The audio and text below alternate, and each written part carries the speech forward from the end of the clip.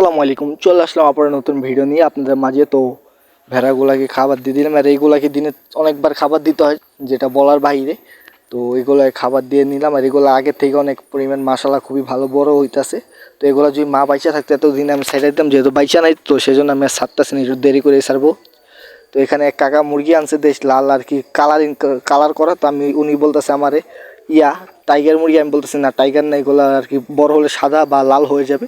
তো ওনার সাথে অনেকক্ষণ বিতর্ক করার পরে দুইটা কিনছি আমি এমনি শখের বশে। তো এগুলোকে আমি আলাদা রাখবো, দেশি মুরগির সাথে মিশাবো না, কারণ যেহেতু এক জায়গা থেকে আসে আর এগুলো বেশিরভাগই অসুস্থ থাকে, সেজন্য আর কি আমি এক সাইডে রাখছি এক্সপেরিমেন্ট করার জন্য।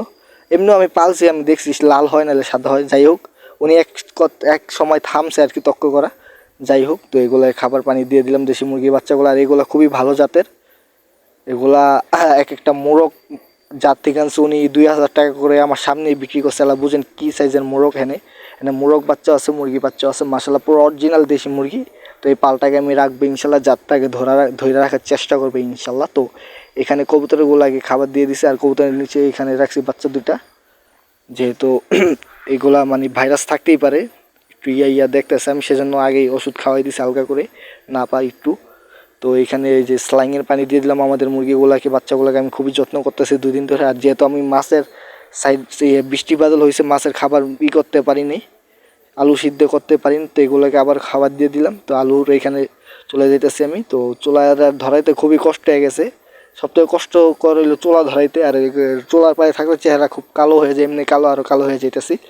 তো এগুলো ধরাইছে আমার ক্রাশিং থাকবে না, আমার একটু সহজ হয়েছে। তো এখানে খৈল ভিজাইছে আর কি, যেহেতু বৃষ্টি বাদল গেছে, এখন আমার মাছের কিছুদিন একটানা খাওয়াতে হবে, এরপরে মাছ বিক্রি করে ফেলাবো। তো ওই ফুল ভিডিওতে ইনশাল্লাহ পুরোপুরি কী করি বিক্রি, কী কত বা কেমনি আরও করি, যাত্রা করি, ঘাট যাত্রা করি, সব কিছু দেখাবো ইনশাল্লাহ এই আরেক ভিডিওতে। তো আমাদের সাথে থাকবেন সবাই, চ্যানেলটা সাবস্ক্রাইব করবেন। তো এখানে খৈল ভিজাইতেছে আমি, এখানে ভালো পরিমাণ খৈল আছে 10 কেজি প্রায়। তো আজকের জন্য এই পর্যন্ত, ভিডিওতে দেখাবে আরেকটা ভিডিওতে। আল্লাহ হাফেজ।